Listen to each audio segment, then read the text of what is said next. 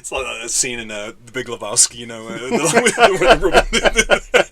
bowling balls. Oh, yeah. You might as well just leave them on, just tie around your neck. Well, first things first. Had a couple of very concerned comments. Oh, Very right, okay. concerned comments. And I think I said, need to address it. Really? So I'm going to remove. Oh, yeah, no, you're going to take your eye out with that. Because people were very concerned This is it. about my well-being. Well, that's nice, isn't it? It's always nice that I people know, but I'm missing my dummy. I know, yeah, this is it. It's a comfort blanket, isn't it? It is a comfort blanket. Yeah. In my Louis Wayne mug. It does go incredibly close to the eye when you... It's almost like you're bracing the mug against your cheek with the spoon. I know, but it's like... I live for danger. Oh, well, danger is your middle name, I must admit. Take the spoon out of my mug? I don't think so. I like to wash and go. We were talking the other day about... Well, we started talking about something, but because now we can't end conversations, because we have to stop after about a minute and say, no, save it. Oh, yeah. Okay, yeah, I know what you mean. So we started talking about Gatekeepers. Yes. Because you heard the main show. I did. And I mentioned about, like, I think June came in, I think Bob Marley came in, I think That's right. Madam Web came in, and I was like, well, yeah, there's nothing really for me this week. I don't like all, like, these big movie blockbusters, but I clarified that point by saying, but I'm not one of those people who say that nothing good has been made since 1986, because there are a group of people, not a collective, you know, that, like, get together on holidays and party, but a group of people who consider, well, it is the definition of gatekeeper, and the fact that they say that the best films that were ever made were in a very set period of time, usually their childhood, and, you know, nothing has ever been made since that's any good. That's correct. And yeah, you mentioned it in episode 13, I believe, the latest episode of Inside the Video Store, and it really resonated with me, because it's so weird. As soon as I heard you say it, it's kind of strange, because I'd been thinking about this before. I'd been thinking about this subject, about how people, as you say, gatekeeping, which I'm not a fan of it either. I'm not a fan of people saying, well, you know, they don't make them like they used to, and oh god, you know, and yeah, I mean, the only thing that I can sort of equate that to is buildings. Yeah, they don't make buildings like they used to, but films, Very good, but films, I don't agree with it. Right. I don't agree with it, and I think there is. We spoke very briefly about this. You sort of gave the analogy that it was like almost. That the gatekeeping, they're almost very, very protective over that kind of era, or that period of time, moments in time even. Without getting too Freudian, I was going to say how they're protecting an era of their life, which they're clinging on to, because their life today isn't very good, which... Okay, yeah, that's which right. Is a bit heavy. And it might be, and that might be the case. But that's, to me, what it is. It's like the people who come in and they say, oh, that's really cool what you're listening to. I like that. It's good. Yeah, that's right. And I say, oh, it's you know, it's Lemon Twigs. I'm like, oh, when are they from? I'm like, no, it's the new album that just came out. Right. I'm like, oh, I don't listen to music anymore. Yeah, what? And you know, you go into their car and they just have like Journey's greatest hits on the CD player, Yeah, because they haven't got fine. past that. That's what they want to hang on to. That, and if it makes them happy, then that's fine. Yeah. You know, we shouldn't piss on other people's happiness and what makes them, you know, enjoy what could be a horrific life.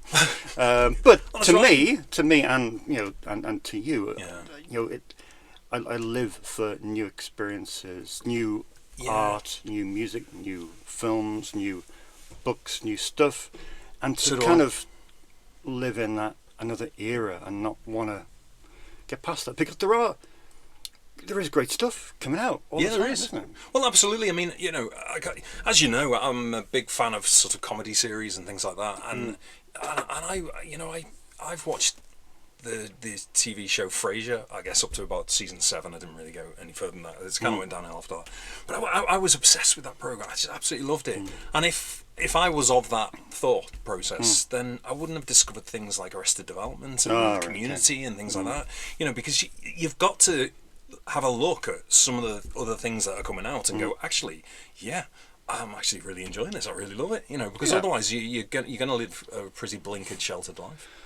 I mean, I guess, you know, other people have other things come into their lives. Like people get married, apparently. Yeah, I know. People have kids. Kids are a thing, apparently. Like little human beings. Apparently, I'm unaware of this concept. Yeah. And so I guess if you have those two things in your life, then maybe your time for discovery gets cut down. That's right. So there is less of an opportunity to go out and discover new stuff. But I do think everybody should try and branch out. But it's very assumptive, isn't it? And it's a sweeping statement to say they don't make them like that, and you know, music today's shit, and like you know, haven't seen a decent horror film since The Exorcist and all that kind of stuff, which is rubbish, really. I don't mind that. On the subject of horror films, I don't mind people saying, well, yeah, The Exorcist is great, and I love The Entity, and I was a really big fan of, I don't know, Nightmare on Elm Street, and you know, and if they don't go past that, then okay, yeah, you can understand their love for said films, but I think they're missing out on so much that's come out. You know, I think so. I think that's the thing that gets me down about it. Yeah, is their unwillingness to embrace new stuff and the fact that they are missing out on some really, really cool stuff. Yeah, exactly. Yeah. I mean, let's have a think. Last 10 years, what good horror films? I mean, say if someone came in, to the shop. So they said that you know, look, I'm going to rent I don't know, Dracula with Christopher Lee again for the 14th time, which is a great film, because they just can't be bothered with modern day horror. They just don't make it like they used to. That's right. Yeah. What would you recommend? Well, I would say, I mean, it depends on whether they were going down the theme of vampires and this and the other, you know. But if it was horror films in general, I would point him in the direction. I mean, you're talking like last 10 years. I mean, might be a little bit. There might be a bit of a wider sort of time period than that. You know, so say for example, you know, longer ago than 10 years. But if you look at films like, it's just over, I think. Yeah. So look at films like It Follows. Oh yeah. I mean, when It Follows came out, I remember thinking to myself, okay, teens, you know. This kind of teeny sort of, and I knew it wasn't a slasher film because I read that it wasn't, but I'd read that it was something else, and then there was a little bit of a hype about it, and then I try and avoid that because I don't like it when there's hype about films, because I invariably end up disappointed. But then I watched It Follows, and I just went, that's the film of the decade. I thought it was absolutely incredible. I mean for just raw, eerie, spooky kind of, you know, horror. You know, without necessarily, you know, without any kind of sort of overt, sort of in-your-face gore. I mean, it was all purely psychological. Yeah. And it was also, you know, all the way through the film, you're going, what on earth is going on? And I know these kids are kind of telling each other, well, you know, there's this thing and it's following me, and the only way I can get rid of it is by sleeping with someone, which is a bit of a loose storyline. But anyway, but it was good. I really enjoyed it. You know, and then when you look at what was the Aussie film as well, The Babadook. So when The Babadook came out as well, I mean, again, it was like hyped up, but it was relatively low budget and independent, wasn't it? And you know, there wasn't. I think it was a Marmite film, though, wasn't it? See, it was. It absolutely was, and I've noticed that or I've discovered that with some of the people I've spoken to about it. They've just gone, it's rubbish that, you know, nothing happens, and you kind of go, well, but when you really scratch away at the surface of that and you understand the kind of deep psychological evaluation of that character, the character piece, you know, with that, the mother and the child, and what the child's going through as a direct result of the mother's sort of, you know. But do you think that's the problem, though? Do you think that's the problem in that we've got lazy? Yeah, maybe. Do you think that some people just want to see a guy running around in a hockey mask, just like butchering kids? That's right. Yeah, maybe that's what it is. Because we have got lazy in our viewing. You know, it epitomised by Netflix. In the fact that we press a button on our remote control, we press the down arrow and the right arrow a couple of times, and then we press the middle button. Yeah. And that's it. and then we fall asleep. I know. And then we forget what we watched. Yeah, exactly. Yeah, that's right. Yeah. But you know, or you do what most people do, which is literally press the down, press right, press right, press right, keep pressing right, pressing right, and then better go to bed. Right, bye. You know, oh no, I've got to go to work. It's not the time. Oh yeah. Oh. You know, it's such a desperate state of affairs. I know. I mean, like it's just like scrolling and scrolling and scrolling, and that's why. So the difference, obviously, coming here is it's a destination for the film you're going to watch. 9 times out of 10, you know, sometimes, or you know, maybe 7 or 8 times out of 10, but they've got an idea of what it is that they want to watch, so they'll pick something, or even they'll ask. You know, you can't ask anyone on Netflix, can you? You know, you just have to basically scroll through hundreds and hundreds of films and go. Wouldn't that be funny though? I know, yeah. There's a Netflix hotline. Yeah, exactly. Yeah. Dial Netflix, 1-800-Netflix. Or there's the equivalent of a button, you just press it and it goes, Siri, can you recommend a film tonight? Yeah, that kind of thing. No, I like. I was I expecting think Siri to start waking up. Well, yeah, Jesus. No, you can get through to a human. You can have like a real life Netflix switchboard. Yeah, exactly. And it could just be like a panel of film geeks and saying, just scroll through to whatever. You can imagine it going. Yeah. Is it any good? Oh, what was the last film you watched? Yeah, exactly. Then you can go down that route. Well, I was thinking about watching, you know, such and such. They'd be like, "What? Shit, that mate? What are you doing watching that? You don't want to watch that." Imagine that. What a hotline that would be. It'd be great. I'd do that job. Oh yeah. I'd love that. Maybe that's the future of streaming. Maybe it is. In that you could have a hotline. Yeah. To the streaming site. So people scroll. Yeah. And then inevitably you get a phone call to say, "Is it any good?" Yeah. But then they spend like 20 minutes on hold. Yeah. And then they could have watched the first 20 minutes. Well, they could have done. I know. Yeah. Exactly. Yeah. Unless, of course, they just get straight through to you. And then they ask for Jeepers Creepers, and you go, "Well, do you know who's in that? Sorry, do you know who made that? Let me tell you a story." I haven't done that this week. I haven't done that. I've been very, very good. That's good. That's good. Yeah, that's good. So you know, no films containing rapists or anything like that. No, that's good. Right. Okay. Grim. But I tell you another film which I really, really rate, and that was definitely within the last 10 years. I think Arrow brought it out. And it doesn't get that much. It doesn't get a great rating. But it's a kind of semi-anthology. It's called Two Witches. Do you remember that? Oh, Jesus, yeah. Oh, God. That was very good, wasn't it? I thought that was incredible. Yeah. I thought that was such a good film. Very understated. Yeah. It was kind of like this, it was almost like this double-header, wasn't it? It was like, not double-header as in there's two people. It was kind of like a part 1 and a part 2. That's what I was trying to say. Yeah. So it was like a kind of... And I believe the idea of it was to do part 3 and 4 and onwards. Yeah, the director whose name I can't pronounce, he's a Greek guy, I think he is. But yeah, he's. I think that was the idea of it. And that film was absolutely brilliant. Do you know, it reminded me of a Quentin Tarantino horror film. The way it was, just the way it was filmed and the way that it looked. But also, I think, you know, Grimfest. They had they have these awards for the best scare scene, and there is a scene in that film that won. Right. Yeah, that won the best. I think I know the scene. Sorry? I think I know the scene because terrifying. Yeah, absolutely. I'm pretty sure you will know which one it was, because I remember I was sat there and I was thinking, yeah, it's kind of cool. It's kind of quirky film, lights off, you know, the right time at night, and I thought, yeah, let's watch a good old horror film. And I remember that scene, and I remember like, yeah, I mean, it really was terrifying. It really was, but that's great, and I love that film. Oh, it's brilliant. And I think the number of people that's seen it compared to, I don't know, some absolute bollocks on Netflix. Oh my God, I know, exactly. You know, when you could be watching that. It's like when we, I think we had a customer in. I like it when we have a customer in, and they want a recommendation. Yeah. And you recommend something that we've both seen. Oh right. And it's that feeling of mutual excitement. Oh right. That they're about to watch the same thing, because I think we had that recently, when the customer came in and they were looking for a recommendation. Yeah. As a third. Because it was 3 for a $5, so they took 2, and they said, "Oh, for a third, just recommend me a good horror film." Right. And I think I recommended Banshee Chapter. Oh, okay, yeah. And I think we just looked at each other and were like, "Ooh." Yeah. Oh, that's right. Sorry, yeah, that's right. What you mean when I was in here? Yeah. Sorry, I thought you meant you and the customer. No, Sorry, no, you. no. Oh, I know straight away. And just that feeling you get when you recommend something that you both absolutely think is fantastic. Yeah. And it is just a thrill, isn't it? Yeah, it is. It's great. And then they bring it back and hate it. Yeah, exactly. Yeah, that's right. Didn't somebody bring that back though recently and say that they really liked it? No, I think it's that guy. I think was it? Yeah.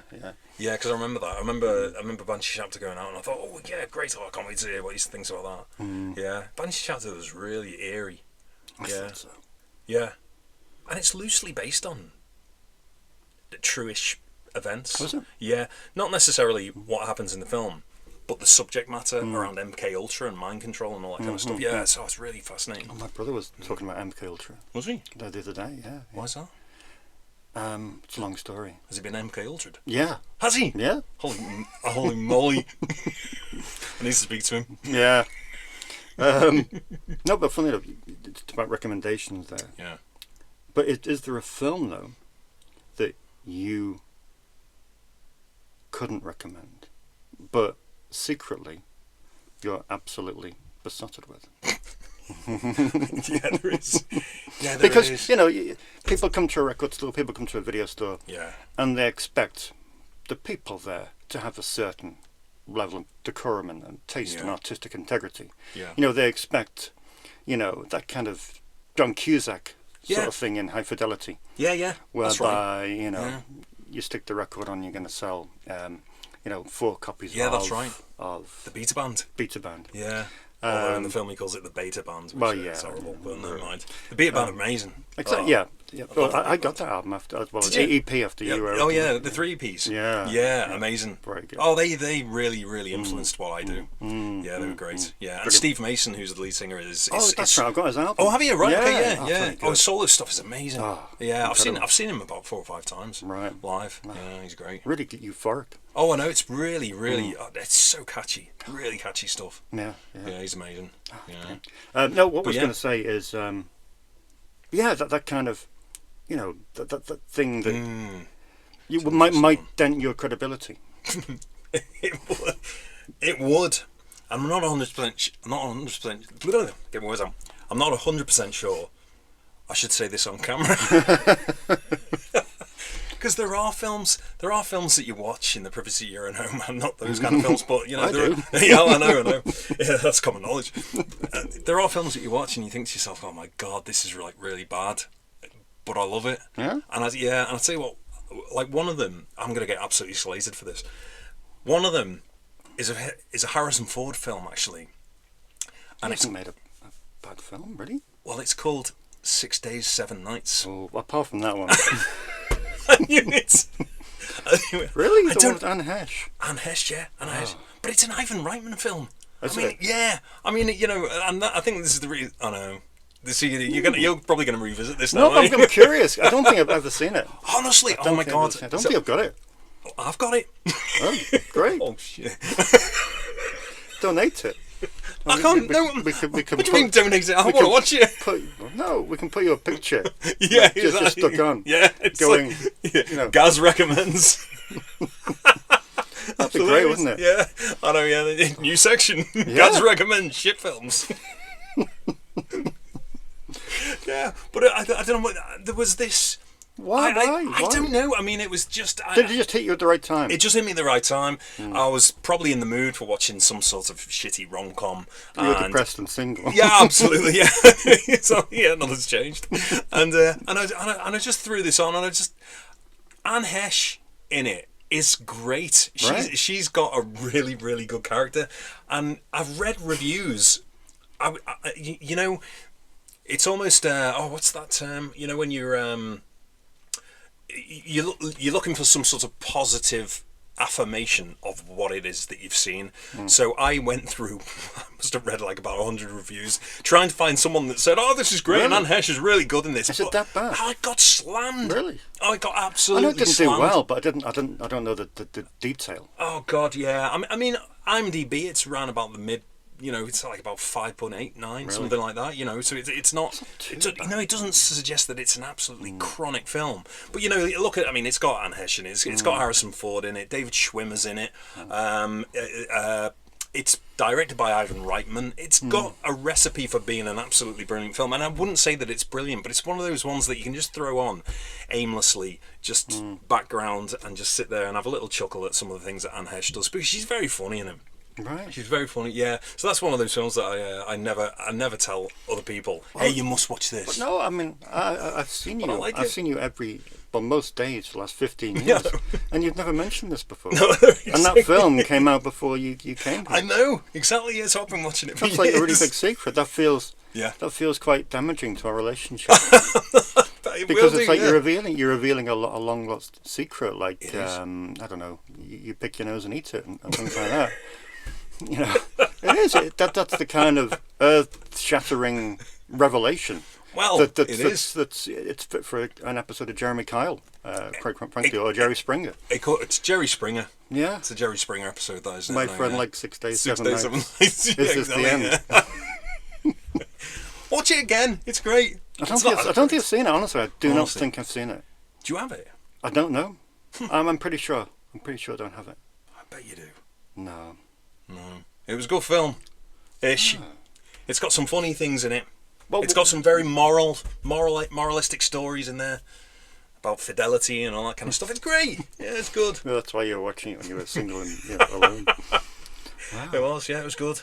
That's interesting. But that is interesting. Have you got any? No. Sure. No, because I'm not embarrassed. Well, I'm not embarrassed. I just don't tend to shout out about it. No, because I think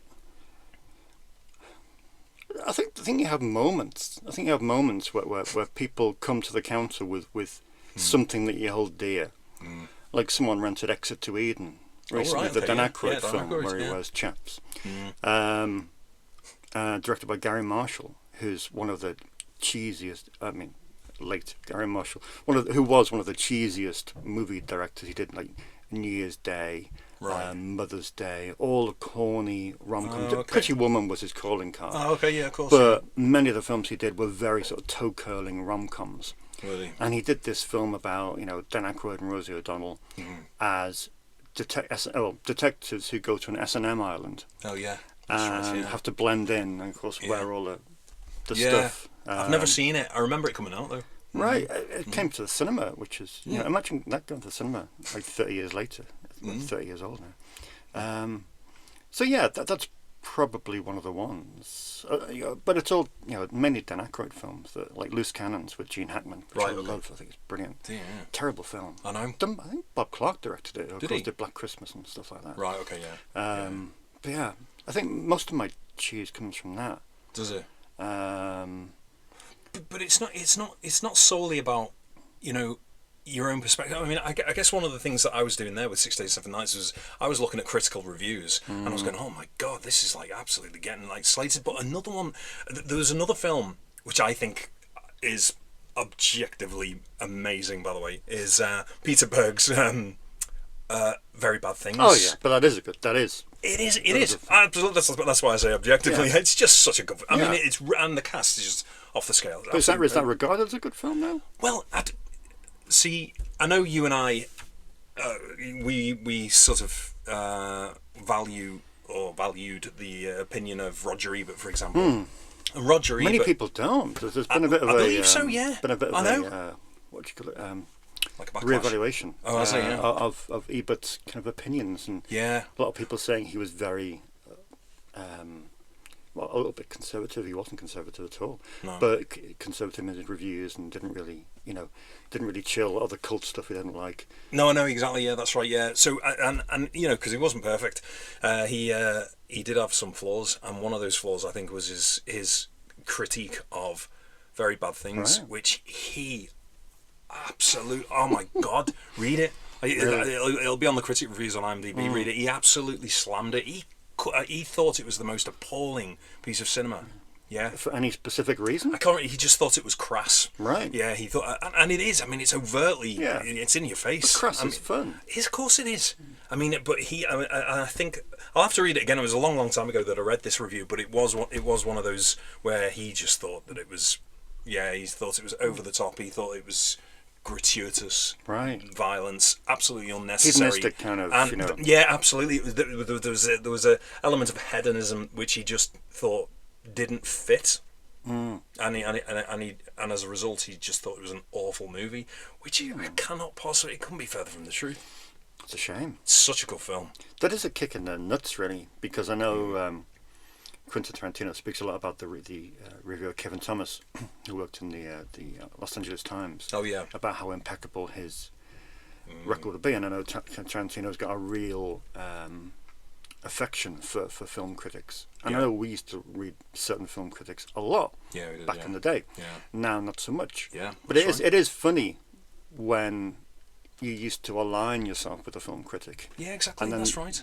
I mean, it's like when remember when those Ramin Barami films came out? Yeah. The really good ones like Goodbye Solo and stuff like that. Goodbye Solo, yeah, that was excellent. And of course, Ebert thought, oh, he's the next Prince. He is the next big thing. He's amazing. You should see this. And I don't think I would have seen it if it hadn't been for Ebert's review. Yeah, that's right. Yeah, same. Yeah.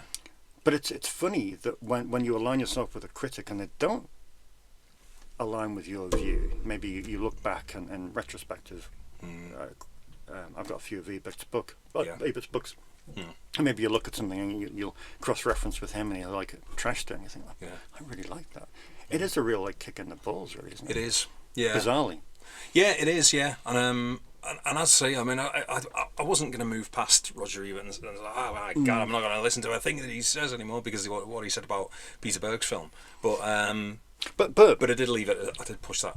But that brings an interesting point in, because today, obviously, the sort of respected, esteemed film critics that we used to hold on a pedestal, like Ebert and people like that, Siskel, Roper and Pete Travers and all that. Yeah.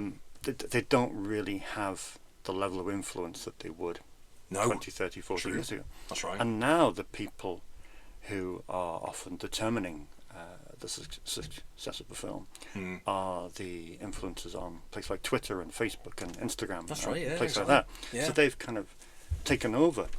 And I do feel, certainly one thing that I notice is people are very much, there are contrarians, but you do notice that people fall in line with a certain voice, whereby they don't really, not really very confident in forming their own opinions.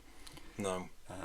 Which is a bit of a shame, because it's that kind of, they want to fit in, they want to belong to an army. It's like that's right, they do. There's a thing in the horror community at the moment. Remember the guy Joe Bob Briggs?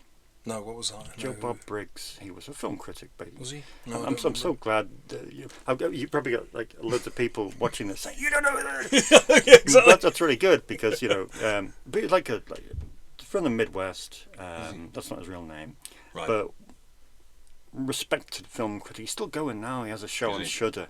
Oh right, okay. And there's a hashtag, mutant fam, hashtag mutant fam for the horror community, that kind of thing. People together, and everyone has to have the same opinion. There's very little kind of disconnect. Yeah. And there's a big kind of, I don't know, almost brainwashing in the thing that people feel duty bound to agree. Yeah. About films. 'Cause that's part of the fun. That's part of the fun. It is when you're working here. Yeah, and absolutely. that you don't agree. It's like I can recommend a film. I mean, Rob, for example, Rob that comes in, he rented Streets of Fire, the Walter Hill film, and he hated it. Did he? I love that film, one of my favourite films. But it's good. Yeah. Because I like that. I like when people disagree. And it's like, that's right, I know, yeah. And he had a very valid reason for hating it and all that kind of thing. Did he? No. Just being polite. I was going to say. He must have done. He was he's a psychopath, and I've revoked his membership quite frankly. Well, yeah, rightly so as well. No, but that's funny, isn't it?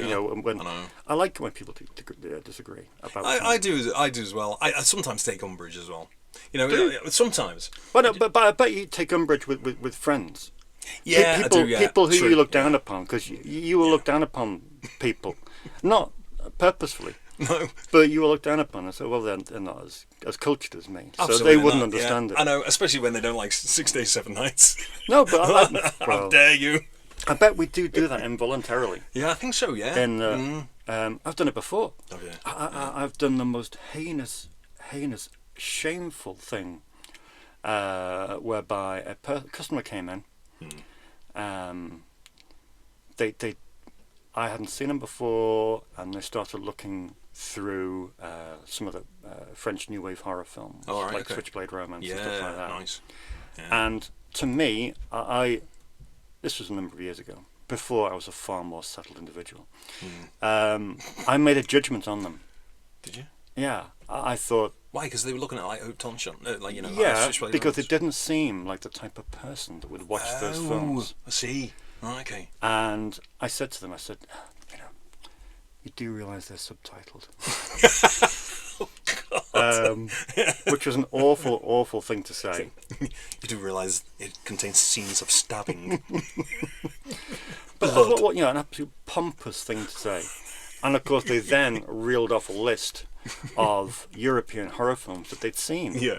And made me feel about this big. And thankfully, I'm glad they did make me feel it is that big. That's a good job. Yeah. Because you can never judge a book by its cover, really. No, you can't. I know. This is it. No. Yeah, it's scary.